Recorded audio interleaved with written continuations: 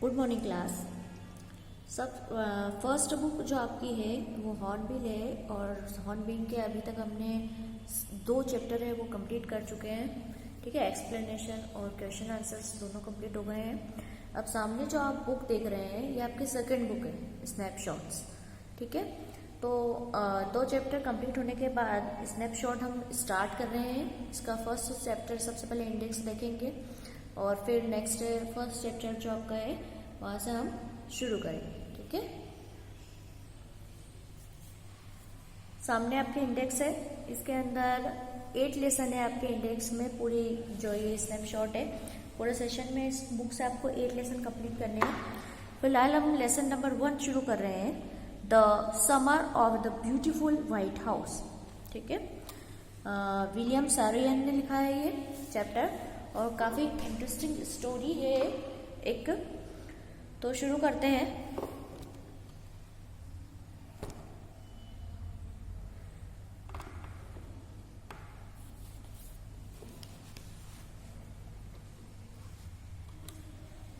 सबसे पहले इंट्रोडक्शन दे देती हूँ इस स्टोरी का। 2 बच्चों की कहानी है इसके अंदर। दोनों चचेरे भाई होते हैं, एक का नाम एरम होता है और एक का नाम होता है मुराद।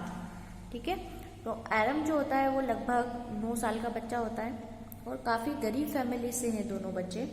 और ट्राइब जो रहती है, जिसे बोल सकते हैं ना अपन, जनजाति जिसको रहते हैं, तो उन जनजातियों के बच्चे हैं ये दोनों और काफ़ी गरीब हैं। इनको एक बहुत सुंदर सा घोड़ा मिल जाता है, व्हाइट हाउस मिलता है, तो उस पर किस तरीके से शेयर करते हैं और लास्ट में जाके और किस तरीके से इनकी फैमिली के जो कस्टम्स है, जो ट्रेडिशनल इनके चल रहे हैं, ये लोग ऑनेस्टी के कारण जाने जाते हैं।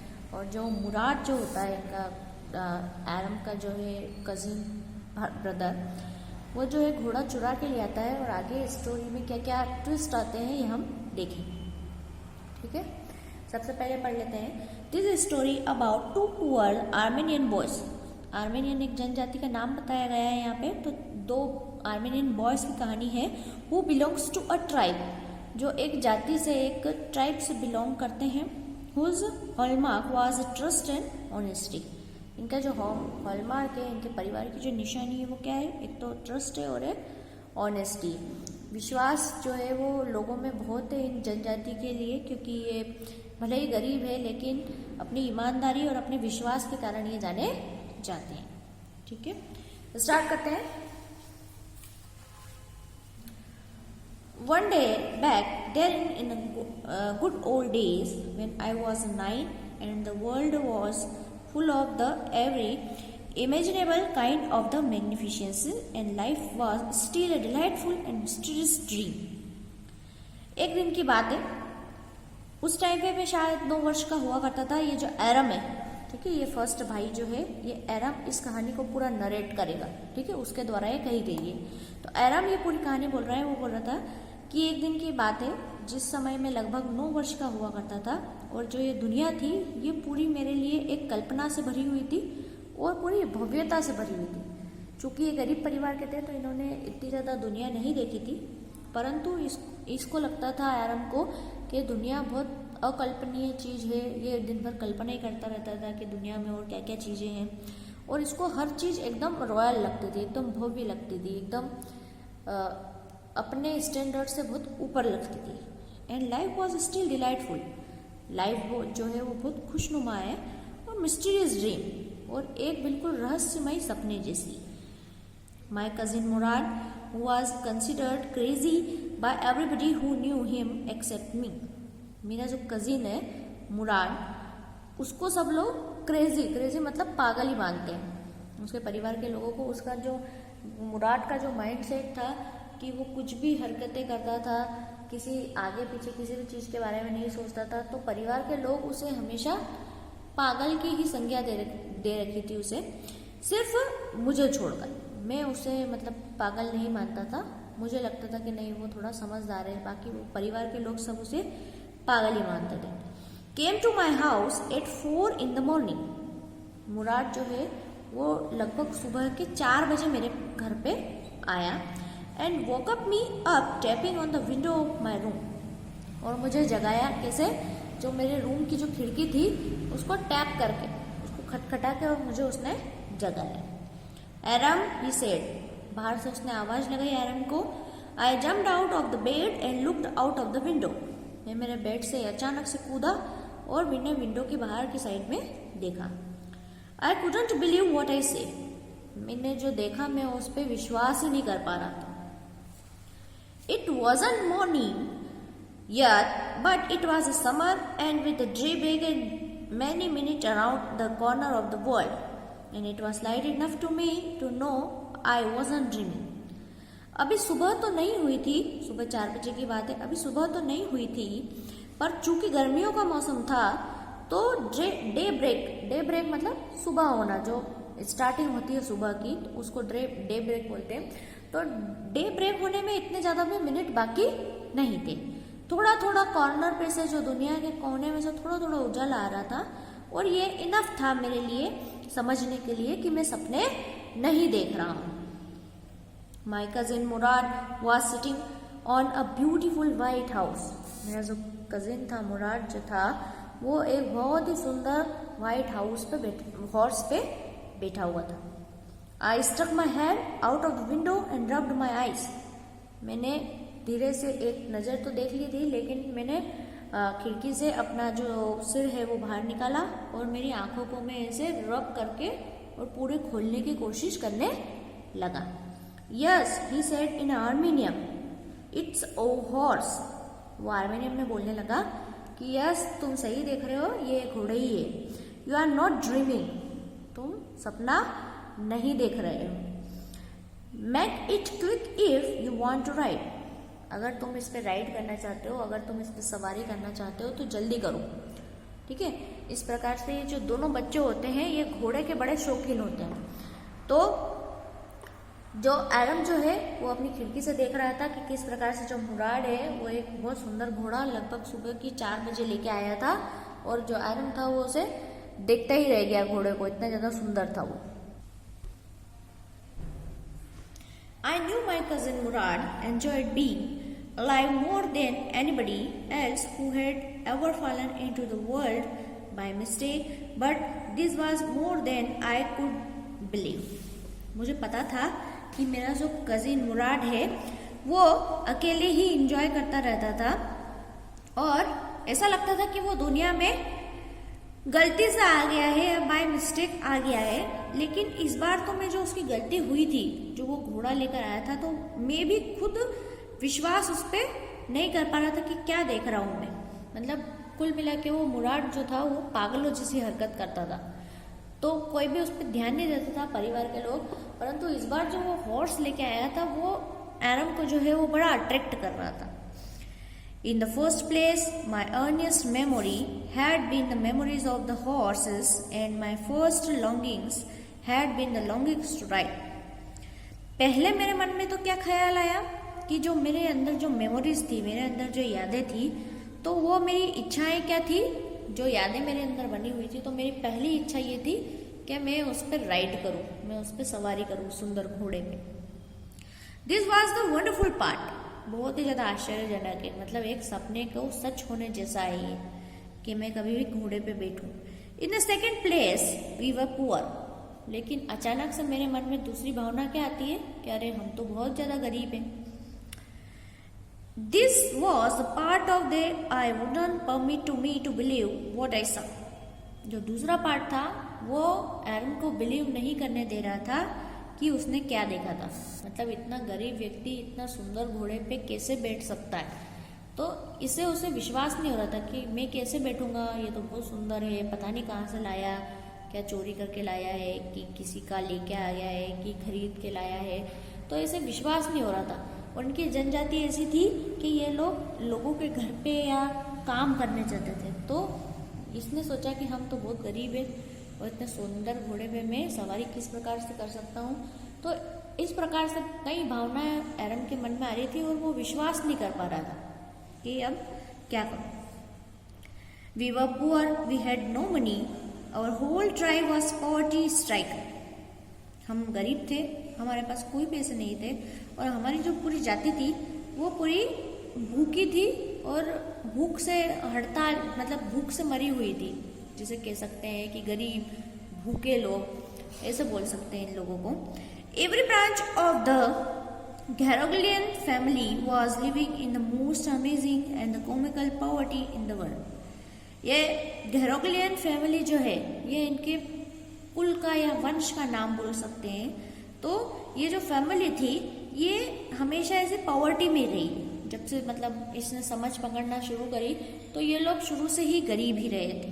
Nobody could understand where we ever got the money enough to keep us could understand where we keep us with the food in our bellies। आज तक इतनी गरीब होने के बावजूद भी आज तक हमें ये समझ नहीं आया कि हमारे पास इतने पैसे कहाँ से आ जाते थे कि हमारा पेट भर जाता था। मतलब कुल मिला के सिर्फ ये जनजाति इतना ही कमाती थी जितना कि अपना पेट भर सके। तो सिर्फ इन्हें ये भी समझ नहीं आता था कि इतने पैसे कहाँ से आ जाते हैं कि हमारा पेट भर जाए, क्योंकि इन लोगों के पास कोई ऐसा कुछ बिजनेस नहीं था या कोई ऐसा इनकम सोर्स नहीं थी जिसको ये बता सके।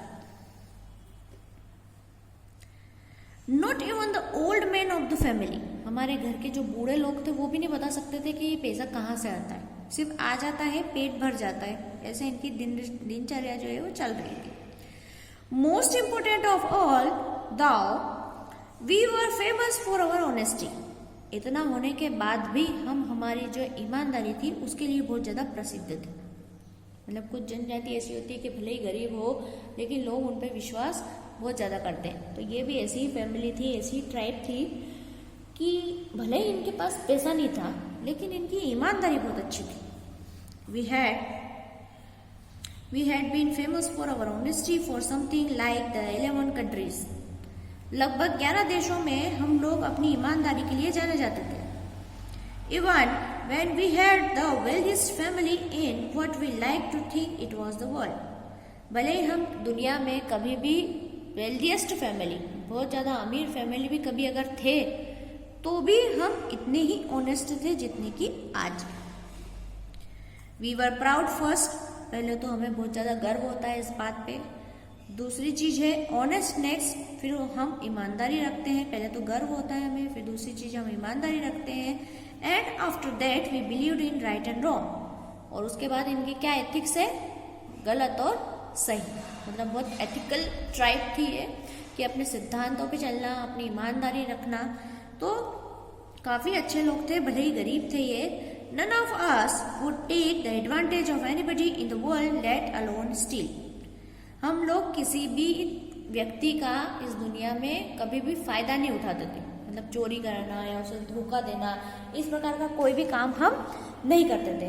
let alone steal, तो मतलब चोरी की तो बात ही छोड़ दो, चोरी तो हमने कभी की ही नहीं। मतलब हम लोगों को धोखा ही नहीं देते थे, तो चोरी तो हम कभी कर ही नहीं सकते हैं। Consequently, even though I could see the horse, ये सब इतनी तो भावनाएं मेरे अंदर चल ही रही थी, इतने विचार आ ही रहे थे, लेकिन मैं फिर भी हॉर्स को देख पा रहा था। So magnificent, बहुत ज़्यादा आकर्षक, और वो एकदम भव्य लग रहा था, वो एकदम चुंबक जैसा आकर्षित कर रहा था मुझे। Even though I could smell it, इतना ज़्यादा मुझे अट्रैक्ट किया उसने कि मैं उसे स्मेल भी कर रहा था, सूंघ पा रहा था मैं उसे। So lovely, और उसकी जो स्मेल थी वो बहुत ही ज़्यादा अच्छी थी। Even though I could hear it breathing, वो जो सांस ले रहा था वो भी मैं सुन पा रहा था। और वो क्या थी, बहुत एक्साइटिंग थी, उत्साह से भरी हुई थी। घोड़े की जो ब्रीथिंग होती है वो। I couldn't believe the horse had anything to do with my cousin Murad or with me or with any of other members of my family।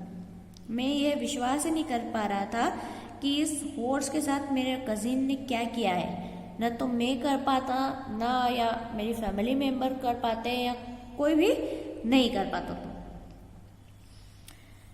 Any of my family member, our family asleep और awake, भले ही वो सोते हुए हो या जागते हुए हो, वो विश्वास ही नहीं कर पाते। Because I knew my cousin Murad couldn't have brought the horse, क्योंकि मुझे पता था कि मेरा जो कजिन है, जो मुराद है, वो घोड़ा खरीद तो नहीं सकता। इतने पैसे तो हम लोगों के पास थे नहीं कि घोड़ा वो खरीद सके। And if he couldn't have bought it, he must have stolen. और अगर इसने खरीदा नहीं है तो जरूर इसने घोड़े को चुराया है। क्योंकि दोनों चीज़ें अलग अलग थी। एक तो इनकी फैमिली जो ट्राइब थी वो बहुत ज़्यादा ईमानदारी के लिए जानी जाती थी, और दूसरी चीज़ जो इनका कजिन था मुराद, वो घोड़े को चुरा के ले आया था। And I refuse to believe he had stolen it, पर मेरा तो मन मानने को तैयार ही नहीं था कि उसने घोड़े को चुराया होगा। No member of a Garoghlanian family could be a thief. Garoghlanian family का कोई भी व्यक्ति चोर नहीं हो सकता, लेकिन उसे दिख रहा था कि चोरी करके लाया है, फिर भी मन मानने को उसका तैयार नहीं था। I started first at my cousin then at a horse. मैंने पहले तो मेरे कजिन को देखा, फिर घोड़े को देखा। There was a previous stillness and humour in each of them. बहुत ज़्यादा व्यक्ति दोनों के अंदर जो है एकदम गंभीरता थी, और बहुत ज़्यादा एकदम वो प्रेम भाव से थे दोनों की तरफ जो देखा। Which on one hand the delighted me and other hand frightened me। तो इन दोनों को देख के, इस प्रकार से गंभीरता उनके प्रेम को देख के, एक तरफ तो मैं बहुत ज़्यादा खुश था कि बहुत ही सुंदर हॉर्स है, या बहुत ही अब इसको राइड करने को मिलेगा, मुझे सवारी करने को मिलेगी, और दूसरी तरफ में जो फ्रेंटेड था, मैं बहुत ज़्यादा डरा हुआ भी था कि अब क्या होगा, हम लोग तो बहुत ईमानदार है, हमने कभी चोरी नहीं की, और ये मुराद जो है पता नहीं कहाँ से एक फोर्स लेके आ गया। तो इस प्रकार से कई भावनाएं उसके अंदर चल रही थी। Murad, I said, where did you steal this horse. Aram ने जो है मुराद से पूछा कि मुराद, इस घोड़े को तुमने कहाँ से चुराया है। Leap out of the window, he said, if you want to ride.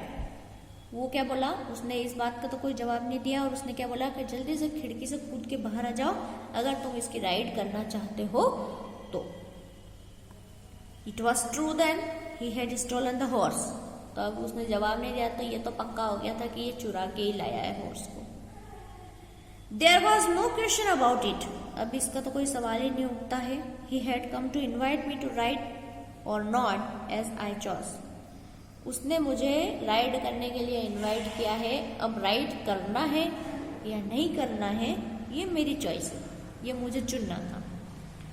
Well, it seemed to me that stealing a horse for a ride was not the same thing as stealing something else।